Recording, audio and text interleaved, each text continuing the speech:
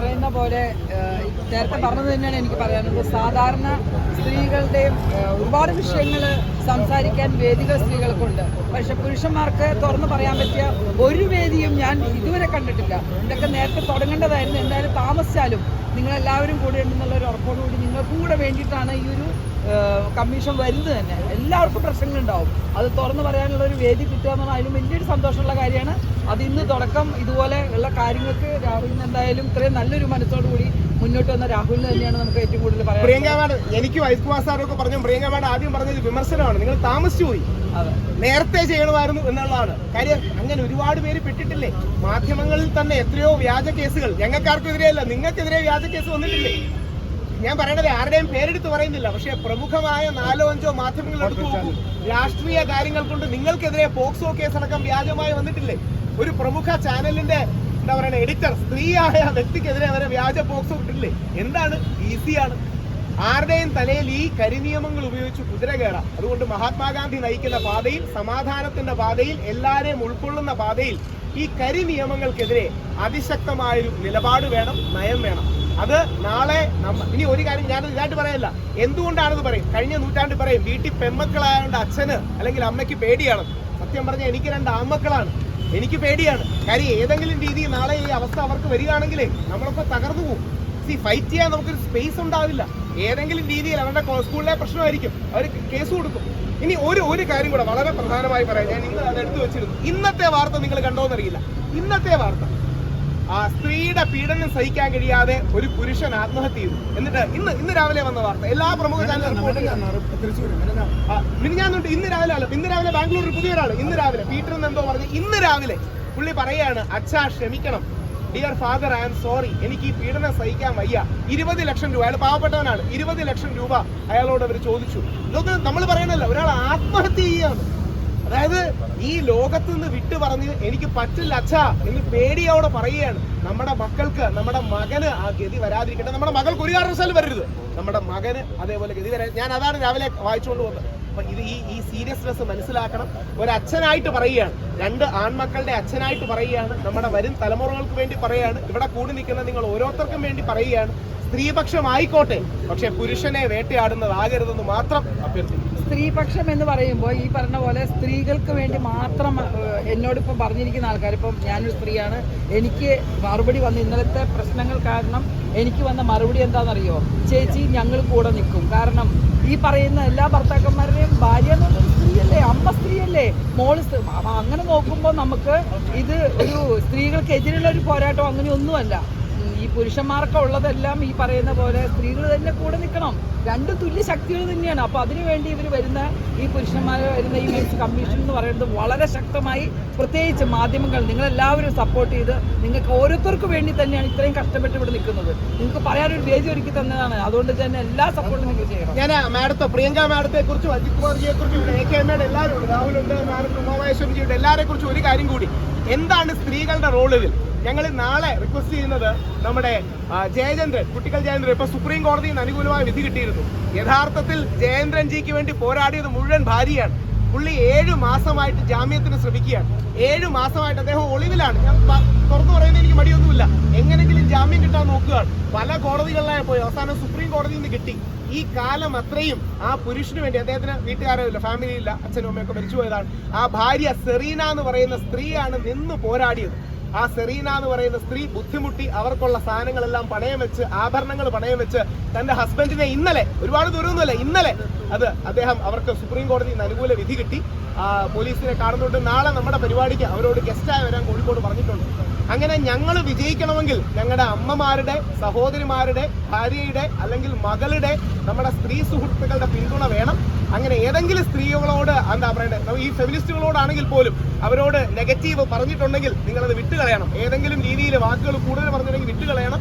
ഈ വിഷയത്തിൽ സഹായിക്കണം, സഹകരിക്കണം. വനിതാ കമ്മീഷൻ, യുവജന കമ്മീഷനൊക്കെ സഹകരിക്കണം. കാര്യം ഇത് നമുക്ക് വന്നാലേ നമുക്ക് പൊള്ളലുണ്ടാവും.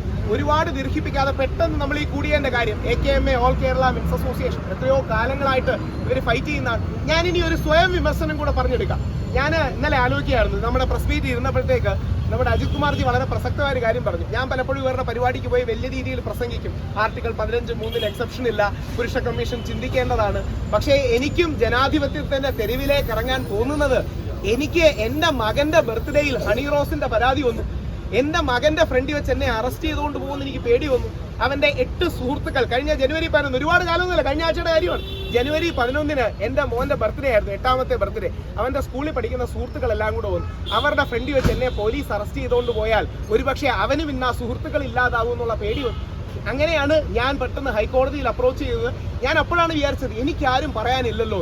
പെട്ടെന്ന് നോക്കിയപ്പോൾ യുവജന കമ്മീഷന്റെ ചെയർമാൻ പറയുന്നു രാഹുൽ ഈശ്വറിനെതിരെ കേസെടുക്കണം, DGPക്ക് പുള്ളി പരാതി കൊടുത്തു. പുള്ളി എന്തിനാ പരാതി കൊടുക്കുന്നത്? വനിതാ കമ്മീഷന്റെ ആള് പറയുന്നു രാഹുൽ ഈശ്വറിനെ അറസ്റ്റ് ചെയ്യണം. എന്തിന്? ഒരു ചാനൽ ചർച്ചയിൽ പോയി പറഞ്ഞു തരാം. എന്നാൽ ഇവരാരെങ്കിലും നിങ്ങൾ ചോദിച്ചോ? കമാൽ പാഷ സാറ് ഒരു ആണിനെ കൊന്നിട്ട് അവൾ അന്തസ്സോടെ വിഷം കലക്കി കൊടുത്താണെന്ന് പറഞ്ഞു. ഒരു മാധ്യമങ്ങൾ തെറ്റാണെന്നെങ്കിലും പറഞ്ഞു. ചർച്ചയൊന്നും എടുക്കണ്ട. കമാൽ പാഷ സാർ പറഞ്ഞത് ശരിയായില്ല. നമ്മൾ ഒരു ആണിന് വിഷം കൊടുക്കി കൊല്ലുകയാണ്. എന്നിട്ട് ഒരു ജസ്റ്റിസ് ആണ്, ഹൈക്കോടതി ജഡ്ജി പറയുകയാണ് അന്തസ്സോടെ വിഷം കലക്കി കൊടുത്തു. കമാൽ പാഷ സാറ് പറഞ്ഞത് തെറ്റാണ് സാറേ എന്ന് പറയാൻ ഇവിടെ ആർക്കും ഇതില്ല. പക്ഷേ രാഹുൽ ഈശ്വർ ഹണി റോസിനെ വിമർശിച്ചതിന് രാഹുൽ ഈശ്വറിനെ അറസ്റ്റ് ചെയ്യണമെന്നാണ് പറയുന്നത്. നിങ്ങൾ എല്ലാവരും കണ്ടു കാണും ഹൈക്കോടതി വിധി എന്താ. ഹൈക്കോടതി വിധിയിൽ എന്നോട് പറഞ്ഞിരിക്കുന്നത് you are a champion of men.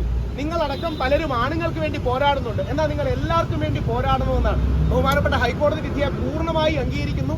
എല്ലാവർക്കുമായി പോരാടുന്നതിന്റെ ഭാഗമായിട്ടാണ് ഞങ്ങൾ ആണുങ്ങൾക്ക് വേണ്ടി, നമ്മൾ ആണുങ്ങൾക്ക് വേണ്ടി പോരാടുന്നത്. നാളെ ഒരു കള്ളക്കേസ് വന്നാൽ നമ്മുടെ ജീവിതം തീർന്നു. നിങ്ങളെ ഞാൻ ആരെ ഇതായിട്ട് പറയല്ല, നിങ്ങൾ കൂടെ നിൽക്കുന്നവർ നിങ്ങളെ പിന്തുണയ്ക്കില്ല. ഇവിടെ ഇരിക്കുന്ന പോലീസുകാരുണ്ടല്ലോ, ആ പോലീസുകാർക്കെതിരെ കള്ളക്കേസ് വന്നാൽ കൂടിയിരിക്കുന്നവർ എന്ത് പറയുന്നറിയോ? നീ കോടതിയിൽ പോയി ഫൈറ്റ് ചെയ്തോളാം. കോടതി പോയി ഫൈറ്റ് ചെയ്യാൻ എത്ര ലക്ഷം രൂപയാണ് ചെലവ്? അതുകൊണ്ട് ഒരു കാരണവശാലും ഇനി പുരുഷന്മാർ ബലിയാടാവാൻ പാടില്ല. കാരണം ഒരുപാട് നിങ്ങൾ അനുഭവിക്കുന്നുണ്ട്. ഒരു പെണ്ണ് സംസാരിച്ചു എന്ന് പറയുമ്പോൾ തന്നെ അത് തെളിയിച്ചു വരുന്ന അത്രയും കാലയളവ് നിങ്ങളുടെ മനസ്സിൽ എന്ത് വിഷമമുണ്ടാവും? നിങ്ങളെ കൂടെ നിൽക്കുന്ന ഭാര്യ എത്ര വിഷമിക്കണം. അതുകൊണ്ട് ഇനി മുതൽ ഒരു പുരുഷന്മാരും ബലിയാടാവരുത്. എന്ത് പ്രശ്നങ്ങളുണ്ടെങ്കിലും നമുക്ക് ഇതിനകത്ത് പരിഹാരം ഉണ്ടാക്കണം. അതിനുവേണ്ടി നിങ്ങൾ എല്ലാവരും ശക്തമായിട്ട് തന്നെ മുന്നോട്ട് വരണം. ഞാനൊരു സ്ത്രീയാണ്, ഞാൻ പറയാൻ കാരണം നിങ്ങളുടെ ബുദ്ധിമുട്ട് നല്ലപോലെ അറിയാം. നല്ലപോലെ നിങ്ങളുടെ വിഷമം മനസ്സിലാക്കിയിട്ടാണ് ഞാൻ നിൽക്കുന്നത്. ഇതിന് പകരം എന്ത് പ്രശ്നം വന്നാലും അത് ഫേസ് ചെയ്യാൻ ഞാൻ തയ്യാറാണ്. ഒരു കുഴപ്പമില്ല. ആ രീതിയിലുള്ള സ്ത്രീയാണ്. പ്രിയങ്ക മേഡത്തെ കണ്ടുപഠിക്കണമെന്നാണ് എനിക്ക് പറയാനുള്ളത്. പ്രിയങ്ക മേഡത്തെ കണ്ടുപഠിക്കുക. ഒരുപാട് സ്ത്രീകൾ പുരുഷന്മാരെ തേജോവധം ചെയ്യുന്നുണ്ട്, അവർക്ക് വേണ്ടി സംസാരിക്കാൻ മടിക്കുന്നുണ്ട്. ഇതാ ഇനി അങ്ങോട്ട് വളർച്ച എത്രയോ മടങ്ങ് ഉയരങ്ങളിലോട്ടായി. യാതൊരു 20 വർഷം ഒരു കേസ് നടത്തിയ ആളാണ് ഞാൻ. എന്നെ ആര് സഹായിക്കാണ്ടായിരുന്നു? ഏത് സ്ത്രീ വന്ന് എന്നോട് ചോദിക്കാൻ എന്തെങ്കിലും എനിക്ക് ആരെങ്കിലും ചെയ്തു തന്നിട്ടുണ്ടോ? ഒരാളും ചെയ്തു തന്നിട്ടില്ല. അപ്പോൾ നമ്മുടെ പ്രശ്നങ്ങൾ വരുമ്പോഴാണ് നമ്മൾ നമ്മുടെ കാര്യങ്ങൾ ചിന്തിക്കുക.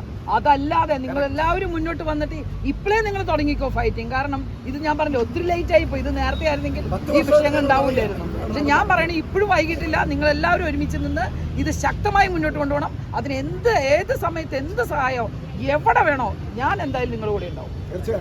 ഇനി തീർക്കുമ്പോൾ എല്ലാ മാധ്യമങ്ങളോടും ഒരു റിക്വസ്റ്റ് മാത്രം. നിങ്ങൾ നിങ്ങളുടെ ചാനലിൽ ഒരു പോൾ ഇടണം. നിങ്ങളുടെ സ്വന്തം ചാനലിൽ അത് ചെയ്യാമല്ലോ. ഞങ്ങളെ ഇപ്പം പിന്തുണയ്ക്കുന്നതിന് ചില ആൾക്കാർ പറയും ഇവർ കുറച്ച് പിന്തിരിപ്പന്മാരാണ്, ഞങ്ങൾ പുരോഗമനവാദികളെന്ന് ആയിക്കോ. നിങ്ങൾ ലിബറലും പുരോഗമനവാദി ആയിക്കോ, ഞങ്ങൾ പിന്തിരിപ്പന്മാരാകാം. നിങ്ങളുടെ ചാനലിൽ യൂട്യൂബിലോ അല്ലെങ്കിൽ നിങ്ങളുടെ മാധ്യമങ്ങളിലോ ഒരു പോൾ പുരുഷ കമ്മീഷൻ വേണോ വേണ്ടയോ? 85-90% ആൾക്കാരും പുരുഷ കമ്മീഷൻ വേണമെന്ന് പറയുന്നതേ തത്വം കണ്ടിട്ടല്ല, ആദർശം കണ്ടിട്ടല്ല, ലിവ്ഡ് എക്സ്പീരിയൻസ്, അവരുടെ ജീവിതത്തിലെ വേദനകൾ കണ്ടിട്ടാണ്. നിങ്ങൾ ശ്രദ്ധിക്കുക, ആൾക്കാർ ആത്മഹത്യ ചെയ്യാണ്. അതായത് പുരുഷന്മാർ ഇവിടെ സഹിക്കാൻ വയ്യാതെ ഈ നിയമങ്ങൾ തെറ്റായി ഉപയോഗിക്കുന്നത് കാരണം പുരുഷന്മാർ ആത്മഹത്യ ചെയ്യാണ്. അതിന്റെ സീരിയസ്നെസ് മനസ്സിലാക്കൂ. നിങ്ങൾ മീഡിയയ്ക്ക് ചെയ്യാൻ കഴിയുന്നത് എല്ലാ മീഡിയയും ഒരു പോൾ ഇടുക. ഏതെങ്കിലും ഒരു പോളിൽ 85-90% താഴെ ഞങ്ങൾക്ക് വന്നാൽ ഞങ്ങൾ നിങ്ങളോട് മാപ്പ് പറയാൻ തയ്യാറാണ്. ആ രീതിയിൽ എല്ലാ AKMയ്ക്കും കേരളത്തിൽ അങ്ങോളം ഇന്ത്യയിൽ അങ്ങോളമുള്ള ഈ പോരാട്ടങ്ങൾക്ക് നിങ്ങളുടെ പിന്തുണ വേണം. അജിത് കുമാർജി, AKMA, രാഹുല്, രാമേശ്വരൻജി, ഇവിടെ കൂടിയിരിക്കുന്ന ഓരോരുത്തരും, ഇവിടെ വന്ന ആൾക്കാർ, സർവോപരി ഞങ്ങളെ ഇനി ഒരു വരി കൂടെ എൻ്റെ വ്യക്തിപരമായ അനുഭവത്തിൽ എന്ന് പറയാം. ശബരിമല പ്രക്ഷോഭത്തിന് നമ്മളെ മുമ്പിൽ നിന്ന് വെച്ച സ്ത്രീകളാണ്, നമ്മുടെ ആദിവാസി സമൂഹത്തിൽ നടക്കുന്ന അമ്മമാരാണ്. സുപ്രീം കോടതിയിൽ അനുകൂലമായി വന്നത് ഒരു സ്ത്രീയാണ്. അതായത് നമ്മുടെ ഇന്ദിരാ മാഡമാണ്, സുപ്രീം കോടതിയിലെ ഒരു വനിതാ ജഡ്ജിയാണ് തന്നത്. വനിതകളുടെ അനുഗ്രഹവും ആശീർവാദവും സഹകരണവും വേണം, സ്ത്രീ വിരുദ്ധമല്ല. സ്ത്രീകൾ കൂടി ഞങ്ങളെ പിന്തുണയ്ക്കണമെന്ന് താഴ്മയായി അഭ്യർത്ഥിച്ചുകൊണ്ട് മഹാത്മാഗാന്ധിയുടെ ഈ രക്തസാക്ഷി ദിനത്തിൽ നമ്മൾ ഈ പരിപാടി അവസാനിപ്പിക്കുന്നു. താങ്ക്